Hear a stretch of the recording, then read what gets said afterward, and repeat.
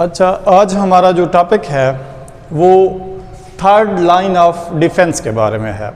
जिस तरह हमने पहले बात की थी सेकंड लाइन ऑफ डिफेंस की, तो जो भी pathogen second line of defence को क्रॉस कर लेता है, सेकंड लाइन ऑफ डिफेंस से पास हो जाता है, उसको फेल बना देता है, उसका जो सामना होता है वो थर्ड लाइन ऑफ डिफेंस के साथ होता है।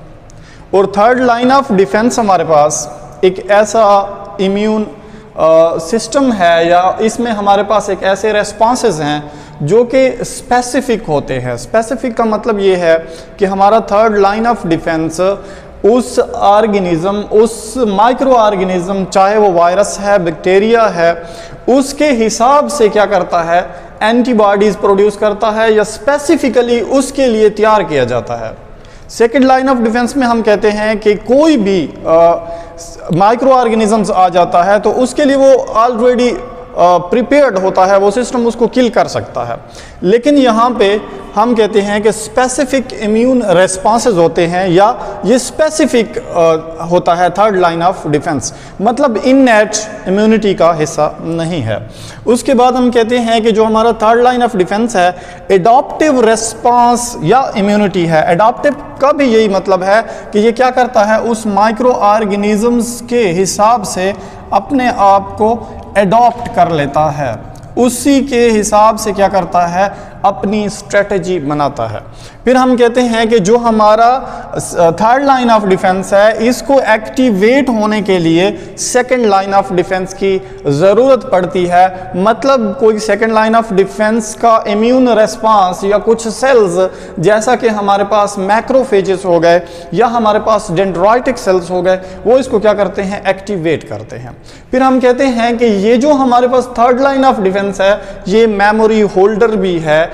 हम कहते हैं कि थर्ड लाइन ऑफ डिफेंस जब भी किसी माइक्रो ऑर्गेनिज्म से क्या करता है, इसका आमना सामना होता है, तो ये एक स्पेसिफिक टाइम तक उसकी मेमोरी रखता है, उस वायरस, उस बैक्टीरिया वगैरह के लिए कुछ चीज़ें प्रिपेयर्ड करके रखता है, कुछ मेमोरी सेल्स बना के रखता है।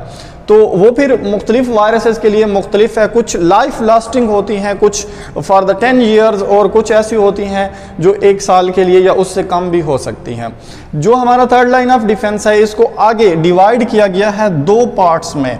मतलब एक हमारे पास सेल मीडिएटेड इम्यूनिटी है जिसमें सिर्फ सेल इन्वॉल्व हैं, और दूसरी हमारे पास है antibody mediated immunity. Antibody mediated immunity का मतलब है कि यहाँ पे एंटीबॉडीज प्रोड्यूस की जाएंगी, या इसी का दूसरा नाम है ह्यूमोरल इम्यूनिटी। ये नाम इसको इसलिए दिया गया है क्योंकि जो एंटीबॉडीज़ हैं, या जिनको हम इम्यूनोग्लोबुलिन्स कहते हैं, वो किस चीज़ में होते हैं, प्लाज्मा के अंदर। और प्लाज्मा के लिए यहाँ पे ह्यूमोरल का वर्ड यूज़ किया गया है, और ह्यूमर का मतलब होता है लिक्विड फ्लूइड। तो हम कहते हैं कि जो हमारे पास प्लाज्मा है, ये लिक्विड या फ्लूइड पार्ट ऑफ ब्लड है। अब इस सिस्टम का हम मैकेनिज्म देखते हैं कि जो हमारे पास थर्ड लाइन ऑफ डिफेंस है, इसमें सेल मीडिएटेड इम्यूनिटी और एंटीबॉडी मीडिएटेड इम्यूनिटी वर्क कैसे करते हैं, किस तरह से किसी भी माइक्रो ऑर्गेनिजम्स के लिए स्पेसिफिकली प्रिपेयर्ड होते हैं या एक्टिवेट कैसे होता है। तो हम 2 किस्म के सेल्स पढ़ते हैं फैगोसाइटिक सेल्स के अंदर। फैगोसाइटिक सेल्स, हमारे पास 2 किस्म के फैगोसाइटिक सेल्स होते हैं। एक होते हैं नॉन एपीसी। नॉन एपीसी का मतलब है नॉन एंटीजन प्रेजेंटिंग सेल्स।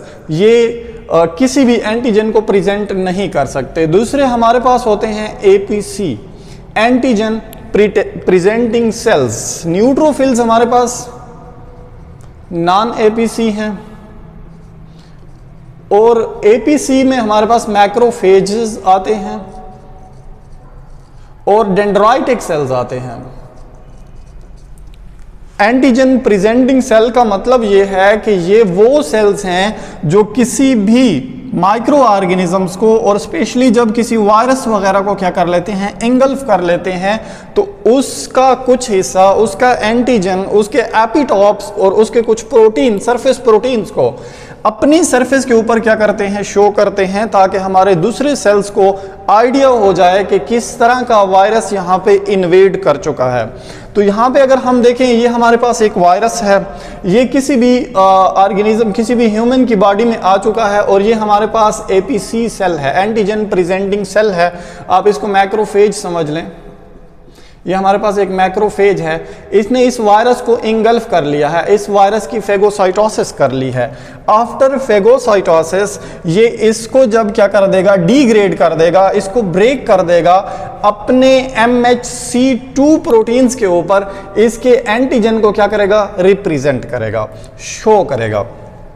अब हम यहाँ पे थोड़ा सा MHC2 को क्लियर करते जाएं या MHC को क्लियर करते जाएं, तो हम कहते हैं कि हमारे पास बॉडी के हर एक सेल के ऊपर एक स्पेशल किस्म के प्रोटीन्स होते हैं, एक स्पेशल किस्म के हम कह सकते हैं रिकॉग्निशन पैटर्न्स होते हैं।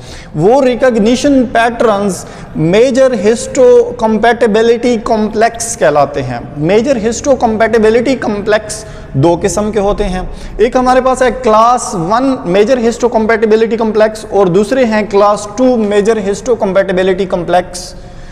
इस तरीके से MHC1